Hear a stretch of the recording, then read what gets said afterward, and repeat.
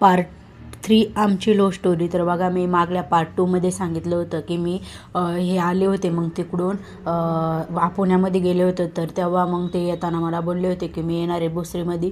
तर मग मी त्यांना आळंदी रोडला भेटायला गेले होते. मोबाईल शॉपीच्या समोरच बोललो वगैरे थोडंसं, आणि मग लगेच मी घरी आले, कारण मामी पाठीमागून आले असं त्यामुळं. तर घरी आल्यावरती मग संध्याकाळ झालीच होती. संध्याकाळी मामा कंपनीमधून आले. कंपनीतून आल्यावरती थोडंसं आमचं बोलणं वगैरे झालं. मला बोलले की तू इथंच थांब, मशीन क्लास वगैरे लाव, कॉलेजला पेपर वगैरे द्यायलाच जा, एक्झामला जात जा फक्त.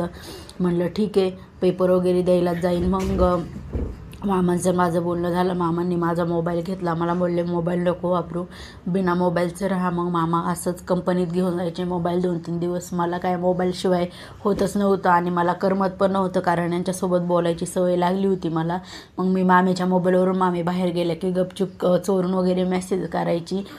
त्यानंतर मग मला काही राहवलंच नाही. मग मी मामींना बोललं की मामाला सांगा मला मोबाईल द्यायला माझा. तर संध्याकाळचं मामा कंपनीतून आले. मामी बोलल्या की त्यांचा मोबाईल देऊन टाका. मामा बोलले की मी मोबाईल नाही देणार, तिला असंच राहावं लागेल इथं. तर मग मला खूप जास्त वाईट वाटलं. मग मी मामींना बोललं की मला पाहिजेच मोबाईल, मला बाकी नाही माहिती काय.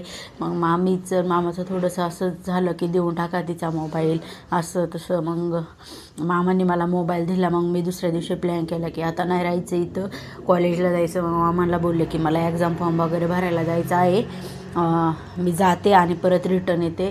तर मामा बोलले की बघ तुझ्या मनावरती काय करायचं आहे, तर तुझं बघ, कारण तू तर काय आमचं ऐकत नाही. तर मी बोललं ठीक आहे, मग मी जाते. मग मी यांना फोन केला. आमचा आधीच प्लॅन झाला होता गावाला जायचा सोबत म्हणून. मग मी त्यांना फोन केला भोसरीवरून निघल्यावरती की मी निघलेली म्हणून इथून, तुम्ही पण या. मग ते चाकण चौकामध्ये थांबले होते. मग मी रिक्षाने भोसरीमधून चाकण चौकापर्यंत आले. मग आम्हाला दोघांना सोबत जायचं होतं. इथून पुढची लव्ह स्टोरी ऐकण्यासाठी चॅनलला सबस्क्राईब करा. तुम्ही सबस्क्राईब पण करते नाही आणि व्ह्यूज पण चांगले येते नाही आहे, त्यामुळं माझा पूर्ण मूड ऑफ होतो. त्यामुळे मी काल व्हिडिओ टाकला नव्हता. तुम्ही जर चांगला सपोर्ट दिला तर मी डेली व्हिडिओ